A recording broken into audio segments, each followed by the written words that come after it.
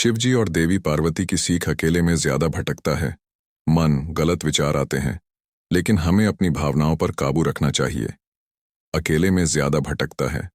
मन, गलत विचार आते हैं, लेकिन हमें अपनी भावनाओं पर काबू रखना चाहिए। धर्म, देवी पार्वती और शिवजी से जुड़ी कथा है।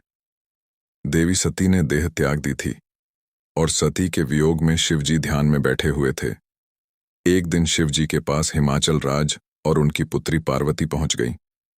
हिमाचल राज के मन में था और पार्वती जी भी चाहती थी कि मेरा विवाह शिवजी के साथ हो जाए, लेकिन शिवजी तो तप कर रहे थे। सती के बाद वे दोबारा विवाह करना नहीं चाहते थे। आप यहाँ तप कर रहे हैं, यहाँ आपका ध्यान रखने वाला कोई नहीं है।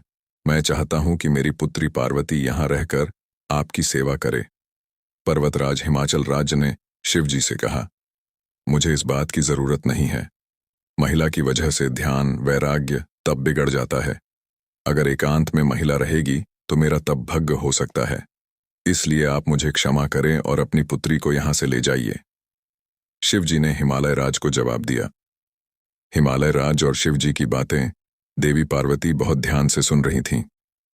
आप कह रहे हैं कि आप तप कर रहे हैं, तो जब आप तप ही कर रहे हैं तो आपको ये आभास कैसे होगा कि ये शरीर महिला का है और ये शरीर पुरुष का है?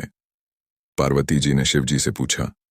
देवी, पार्वती की ये बात सुनकर शिवजी हैरान हो गए, क्योंकि देवी ने बात बहुत बुद्धिमानी की कही थी। देवी, आपकी बात सही है, लेकिन मेरी बात भी सही ही है, शिवजी ने कहा। इसके बाद शिवजी ने हिमाचल राज से कहा कि आप चाहे तो समय समय पर कुछ देर के लिए देवी पार्वती यहाँ आ सकती है और यहाँ की व्यवस्था सुधार कर वापस लौट जाए।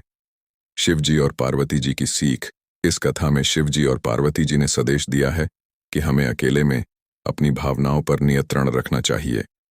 अकेलेपन में ही व्यक्ति की भावनाएं गलत दिशा में भटकती हैं, बुरे विचार जागते हैं।